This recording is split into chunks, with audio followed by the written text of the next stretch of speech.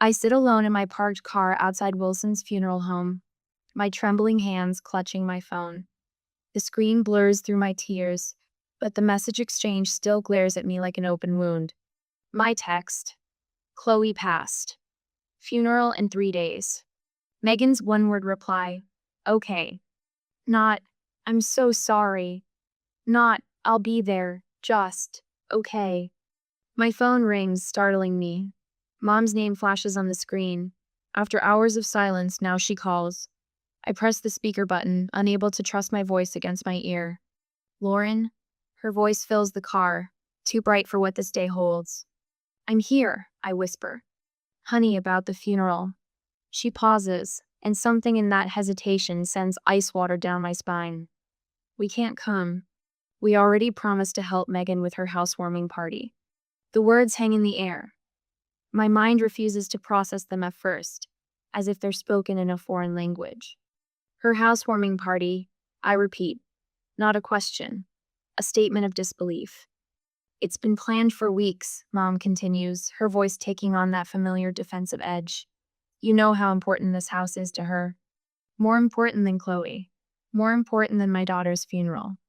My child is dead. The words scrape my throat raw.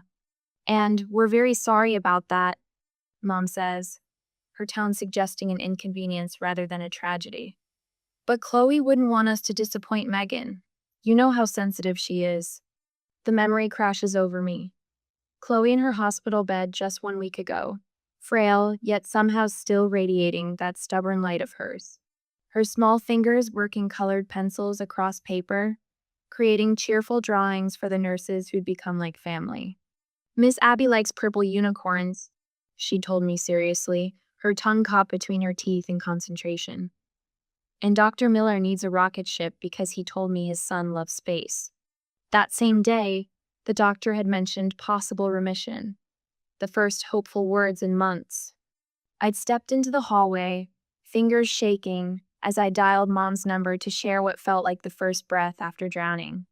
That's nice, honey, Mom had said, distracted. The clinking of glasses in the background. I'm helping Megan pick out curtains for her new house. The blue ones make the living room too dark, don't you think? I'd murmured something vague and turned back to Chloe, to what mattered. And then came that night. The beeping machines at 2 a.m., the sudden shift in energy as nurses rushed in, the terrible certainty in the doctor's eyes. At 2:20 a.m., I held my daughter's small hand as she slipped away. The machines went silent. The room emptied except for that hollow absence where Chloe's laugh should have been. I sat there for hours, unable to move, unwilling to release her hand because then it would be real.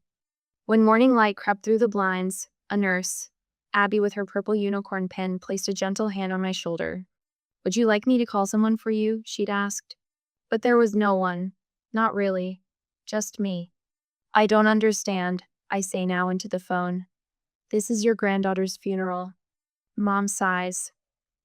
Lauren, you're being dramatic. Chloe was sick for so long. You've had time to prepare. The rage that flares is so sudden and hot, it steals my breath. I hang up without another word and dial Megan's number instead. Hello? My sister sounds annoyed, as if I've interrupted something important. Mom says you're having a housewarming party on the day of Chloe's funeral. My voice doesn't even sound like mine, hoarse from crying, hollow with disbelief. The date was set weeks ago, Megan says flatly. She's already dead. She doesn't care when she goes in the ground. I'm alive, and I want to celebrate my new house. The phone nearly slips from my numb fingers. I think of Chloe just months ago, flipping through old photo albums, pointing at pictures of Grandma's house where Megan now lives. If Grandma's house can make someone happy, she'd probably like that, right? Chloe had asked, wise beyond her years even then. I hang up without speaking. What words could possibly answer such cruelty? I stare at the funeral home entrance, its dignified columns and dark wooden doors. Inside, they're preparing my daughter's body while her own family prepares for a party. What kind of family, I whisper to the empty car, chooses a housewarming party over their own flesh and blood's funeral? The question hangs unanswered as determination slowly replaces the grief on my face. My hands stop trembling. I reach for my phone again, but this time I dial a different number. Hello, is this the police department? I'd like to report unauthorized use of my property. The weight of my funeral clothes hangs heavy as I sit across from David, my grandmother's lawyer for 30 years. His office smells of old books and coffee, a familiar comfort in a world suddenly devoid of any. My black dress still carries the scent of lilies from Chloe's service. I'm sorry to drag you here today of all days, Lauren. David's glasses slip down his nose as he shuffles through a manila folder. But after your call, I pulled your grandmother's documents immediately. I nod, my throat too raw for words. 4 hours ago, I watched them lower my daughter's casket into the ground, alone. Here it is. David slides a document across his mahogany desk. The deed to your grandmother's house is still in your name. The transfer to your sister was never completed. The words hit me like a physical blow. That can't be right. I gave Megan the keys last year. Giving keys isn't the same as legal transfer. David taps a finger on the document. According to my records, you said the paperwork could wait. A memory surfaces Mom and Ted, my stepfather, sitting at my kitchen table 3 weeks after Grandma's funeral. Their voices urgent, insistent. Megan needs a fresh start after that messy breakup, Mom had said, stirring her tea with quick, nervous movements. You know how much she loved that house. It should stay in the family, Ted added, his tone reasonable, practiced. You've got your place. Megan has nothing. I'd been numb with grief, still finding Grandma's knitting needles in odd places around her house, still smelling her perfume on the couch cushions. Fine. The word had tumbled from my lips, desperate to end the conversation. She can have it. The paperwork can wait until things settle down. I'd handed over the keys the next day, relief washing over me as one responsibility lifted from my shoulders. David's voice pulls me back. Lauren, they've been pressuring you during your daughter's illness. Did you realize that? His words sliced through the fog in my brain. What do you mean? The last communication about transferring the deed came 5 months ago when Chloe was diagnosed. He removes his glasses, polishing them with a handkerchief. You responded that you needed time. 5 months ago, when my world collapsed with a doctor's gentle voice saying, leukemia. I'd forgotten all about the house, I whisper. David places a folder before me. You asked me to gather your financial records too. My hands tremble as I open it. Bank statements. 5 years of them, neatly organized. The numbers blur then sharpen with terrible clarity. A pattern of $2,000 monthly transfers to my mother's account unbroken, even through Chloe's illness. Oh God. I flip through statement after statement, months passing in a shuffle of paper. There it is, the payment sent. The night I worked until 3 a.m., editing manuscripts from a chair pulled alongside Chloe's hospital bed.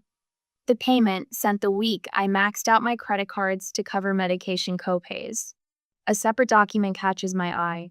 A car loan in my mother's name, dated 1 month after Chloe's diagnosis. A $42,000 Mercedes. My phone buzzes. A text message from my mother. Need extra this month. Car insurance went up. How's Chloe doing? My stomach twists as I open Instagram. A post from 2 hours ago during Chloe's funeral appears at the top of my feed. My mother and Megan, champagne glasses raised high, standing in Grandma's kitchen. My grandmother's antique mirror reflects their smiling faces. New beginnings, blessed, new house. I stare at their faces at the timestamp. This wasn't thoughtlessness or poor timing. This was deliberate. A knock at the office door, and David's receptionist pokes her head in.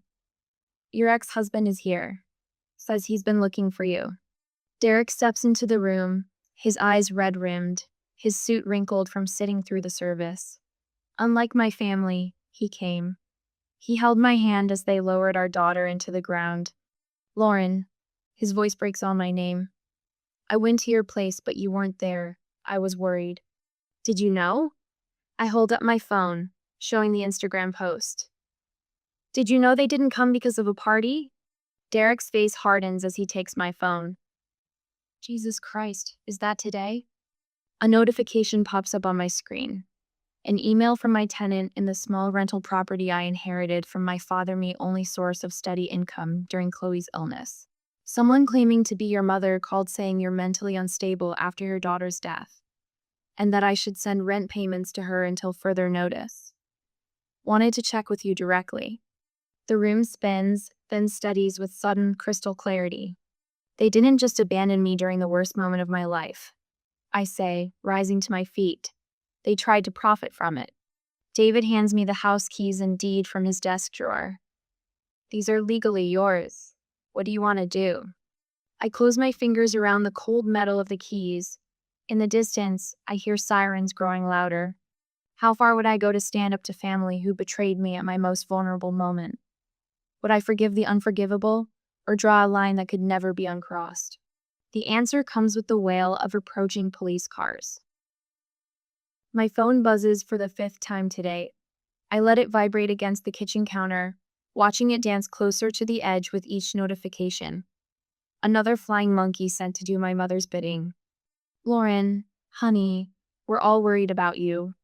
My Aunt Carol's voice fills my voicemail. Your mother says you're not thinking clearly.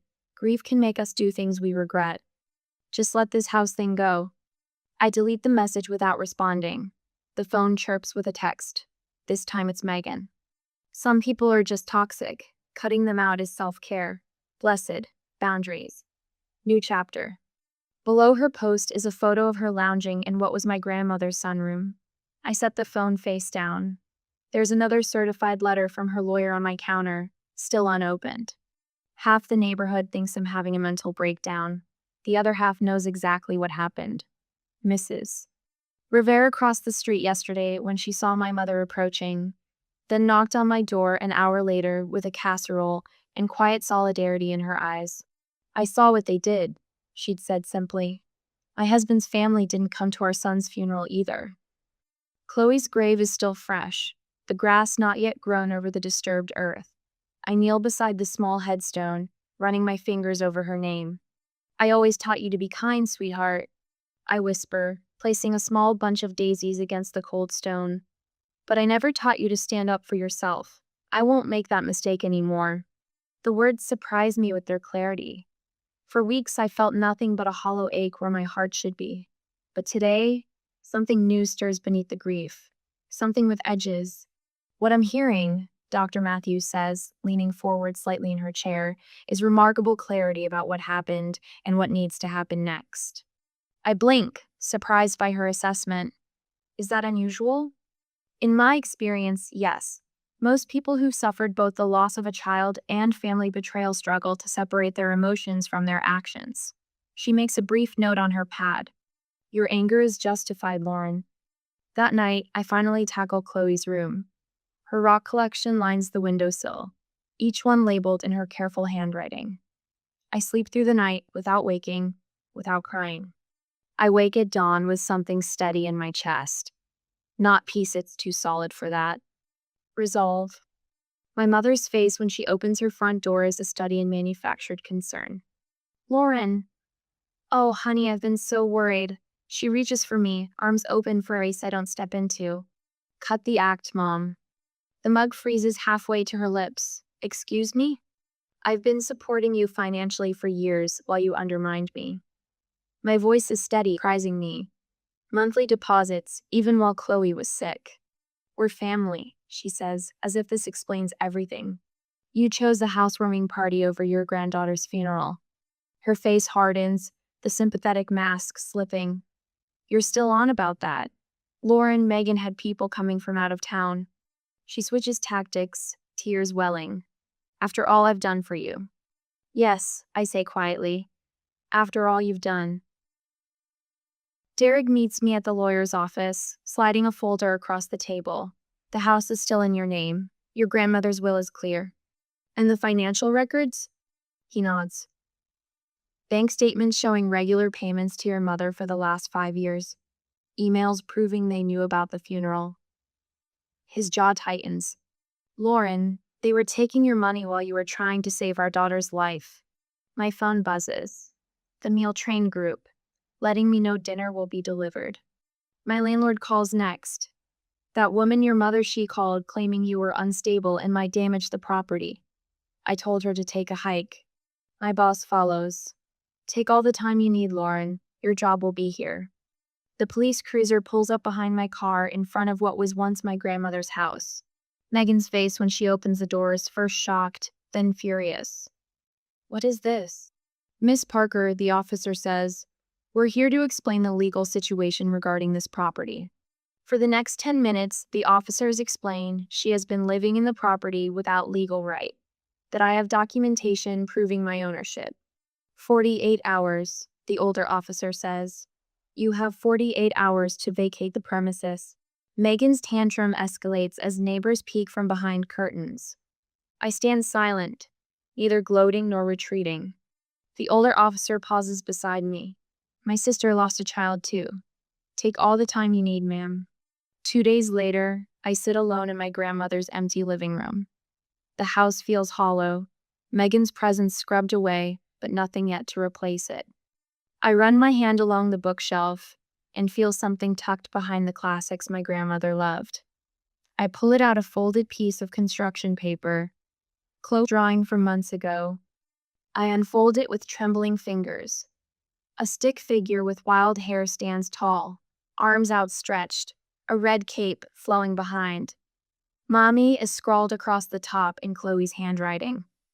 A superhero. Tears come again, but different this time. Not the drowning waves of grief, but something cleaner, sharper.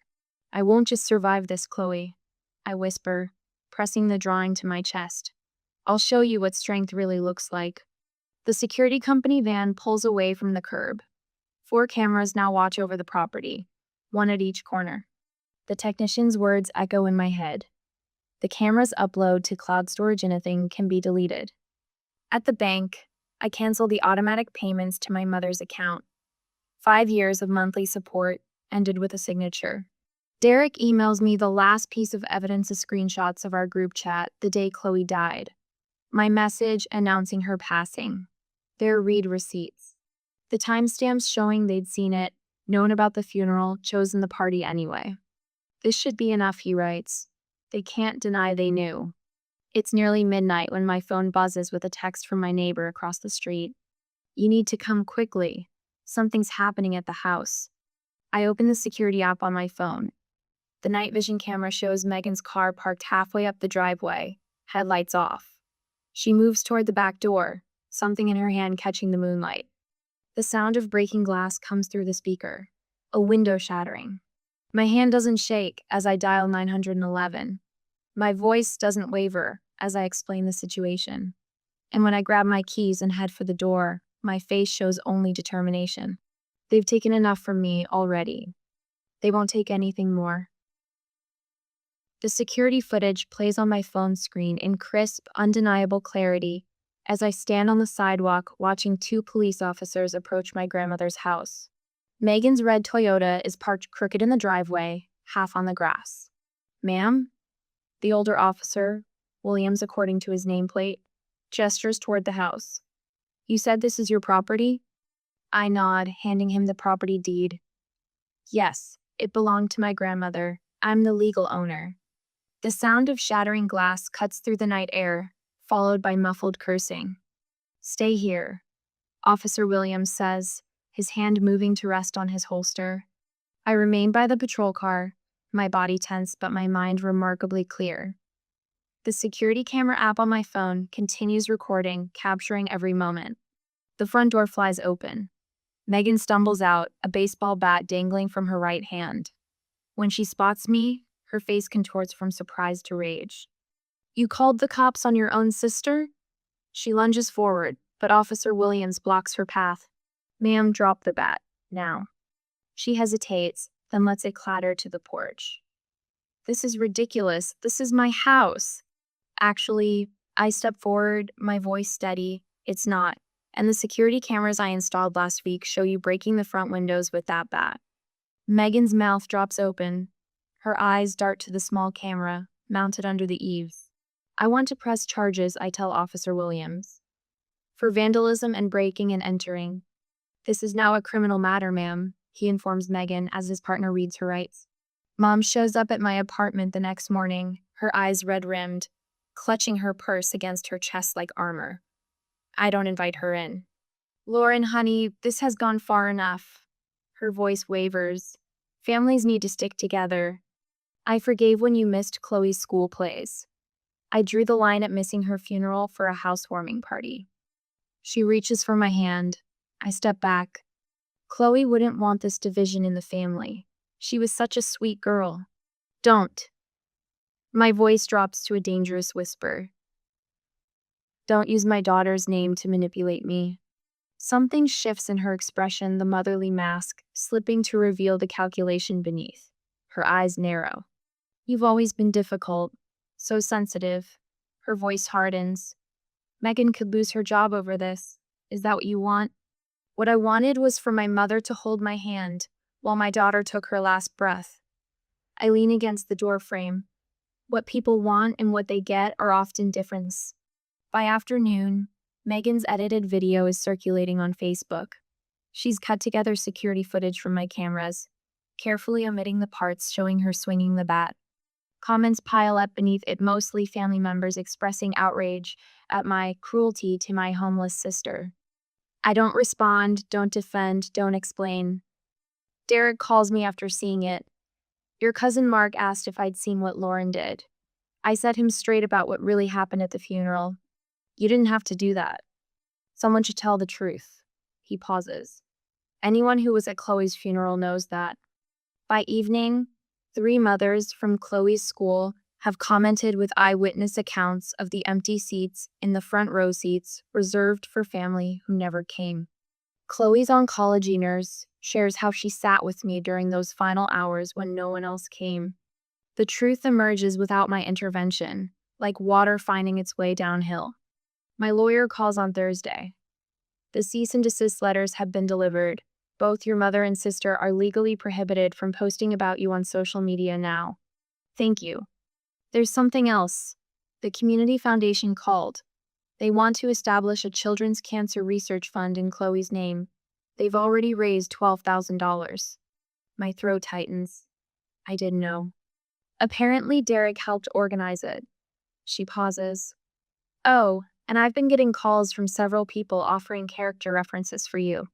Your former neighbors, Chloe's teachers, even a church group that used to include your mother. I blink in surprise. Mom's church friends? They saw the truth, Lauren. They're not supporting her version anymore. Later that day, my phone buzzes with a text from my neighbor. You should check social media. Megan's employer responded. I find a statement from the county health department. We are aware of the situation involving one of our employees. Ms. Bennett has been placed on administrative leave pending investigation.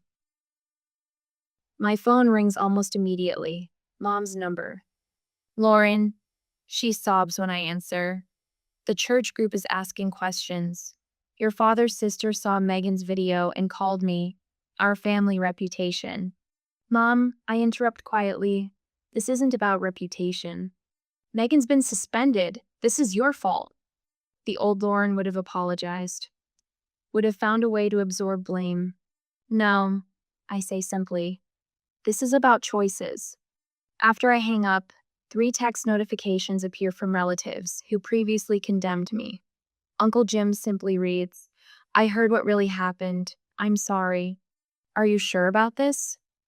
My lawyer slides the documents across her desk. Once it's done, there's no going back. I pick up the pen, studying the bold type at the top of the page. Restraining order application. Chloe's voice echoes in my memory. Mommy, why do you always let Aunt Megan be mean to you? I never had a good answer for her then. I do now. Some bridges aren't meant to be rebuilt after they burn. I sign my name with steady hands. As I finish the signature, my phone chimes with a message from my stepdad. We need to work something out, Lauren. This has gone too far. Too far. That's what they call consequences. Not once has anyone mentioned Chloe's funeral, the empty chairs, the absence when I needed them most. Their concern is only for themselves. I placed the signed restraining order in my lawyer's hands. For the first time since Chloe died, I feel the weight on my chest lighten just a little. It was never about the house. I park my car at the curb, watching as Uncle Todd's minivan pulls up behind me. Aunt Melissa and Cousin Jen climb out, their faces arranged in identical masks of concern. My phone buzzes. Mom. Again. The fifth call in 30 minutes. The front door opens before I reach it. My mother stands there, tears already tracking her makeup. Lauren, honey, we've all been so worried. I step back, allowing them inside without a word. They file past Mom, Todd, Aunt Melissa, Uncle Dave, Cousin Jen, and Uncle Pete. No Megan. Of course. Mom reaches for my arm, but I shift just enough that her fingers brush empty air. Let's sit in the living room, I say, my voice steadier than it has any right to be. The room feels smaller with all of them in it. They take the couch, the armchairs, perching like vultures waiting for something to die. Lauren, Todd begins, clearing his throat. Since you discontinued your support, we've had some financial difficulties. I don't answer. Just wait. We never wanted to bring this up during such a difficult time. Jen says, her voice soft as poison. But we're concerned about your mental state. Grief can do terrible things to a person's judgment. Mom dabs at her eyes with a tissue. First, I lost my granddaughter. Now I feel like I'm losing you too. My fingers find the edge of the folder on the side table. I slide it onto my lap. And there's the issue of your rental property, Todd adds. Several neighbors have mentioned concerns. Said you seemed unstable. Are you finished? I ask. They exchange glances. No one speaks. Good. I stand, moving to the center of the room. I didn't invite you here today for reconciliation. I open the folder and remove a stack of papers. Lauren, we're just trying to, Mom starts. 3 months ago, I interrupt. Megan sent me this text when I told her Chloe was dying. I hold up my phone and read, I know it's hard, but some of us still have lives to live. My housewarming is important too. The room goes quiet. And here, I continue, tapping the screen, is my mother's voicemail from the morning of Chloe's funeral. I press play. Mom's voice fills the room. We promised Megan we'd help with her party. She's been planning it for months. I'm sure Chloe would understand. Aunt Melissa shifts uncomfortably. Uncle Dave stares at his hands. I set down the phone and pull out a stack of papers. These are bank statements showing the $2,000 I sent you every month for the past 5 years, including the 3 months Chloe was in hospice. I let the papers fall on the coffee table. And here are my medical bills from the same period. Todd will meet my eyes now. Here's the security footage from 2 weeks ago. Megan breaking my windows. I place a USB drive beside the papers. The police have it too. I turn to face my mother directly. And here's what you didn't know I had. I press play on another recording. Mom's voice. Lauren's always been too soft. Once Chloe's gone, we'll contest Dorothy's will.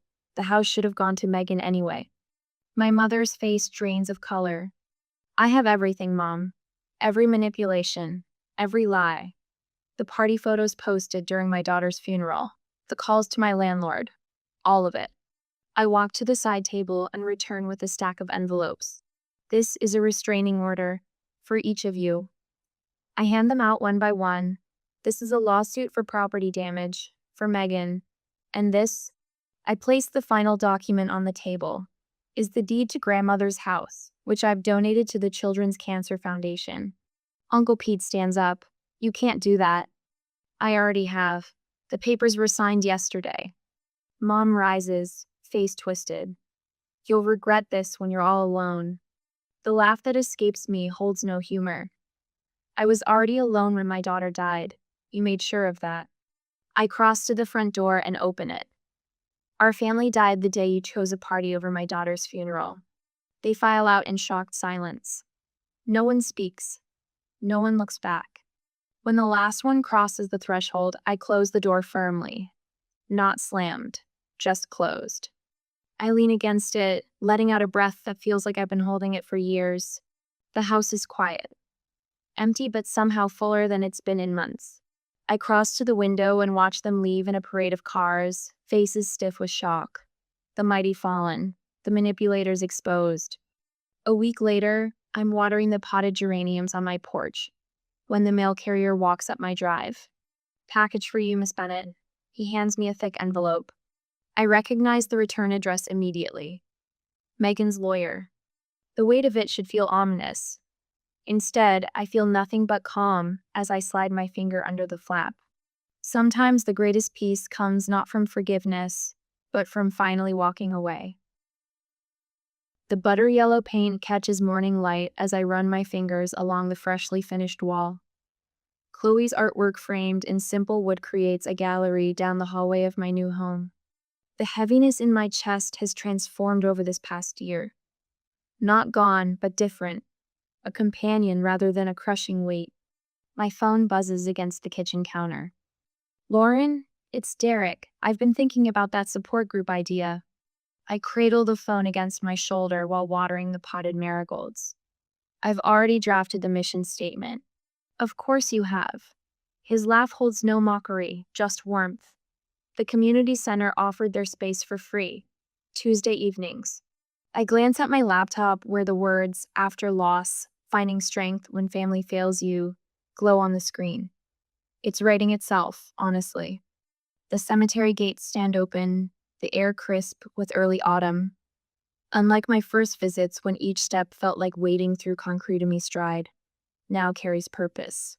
The polished stone appears before me, Chloe's name catching sunlight. I kneel on the grass, placing her drawing against the headstone.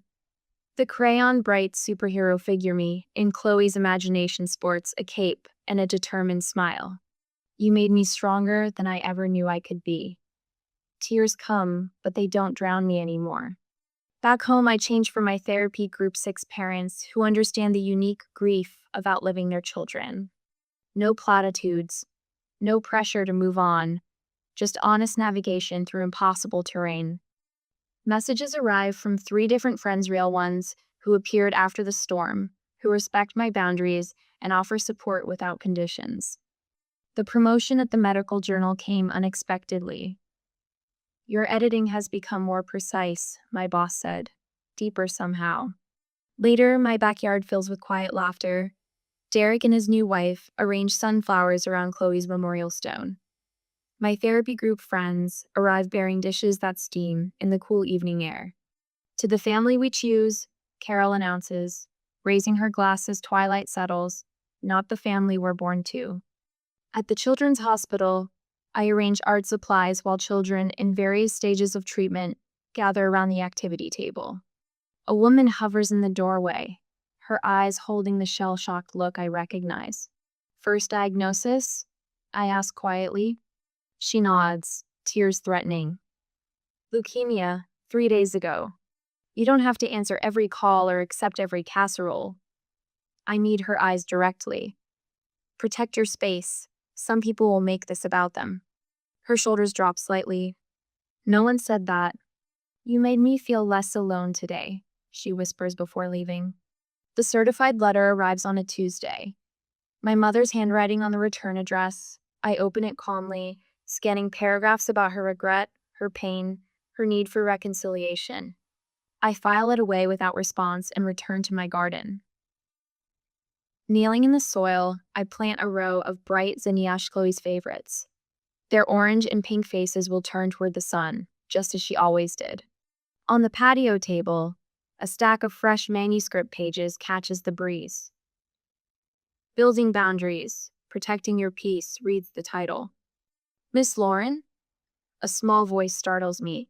Lily, the 8-year-old from next door, stands at the garden gate. What's this stone for? That's for my daughter, Chloe. She loved butterflies. Did she die? Lily asks with the direct simplicity of children. Yes. The word comes easily now. She used to make up songs about caterpillar swinging. Lily touches the stone gently. I bet she was nice. The nicest, I answer, and realize I'm smiling at the memory, not crying. My phone rings. The children's hospital coordinator's name flashes on screen. Lauren, would you consider expanding your art program to our other locations? The families keep asking when you're coming back. As sunset paints the sky, I water the memorial garden one last time. The photo of Chloe rests nearby, her smile untouched by time. You were right, sweetheart, I whispered to her image. It's making people happy.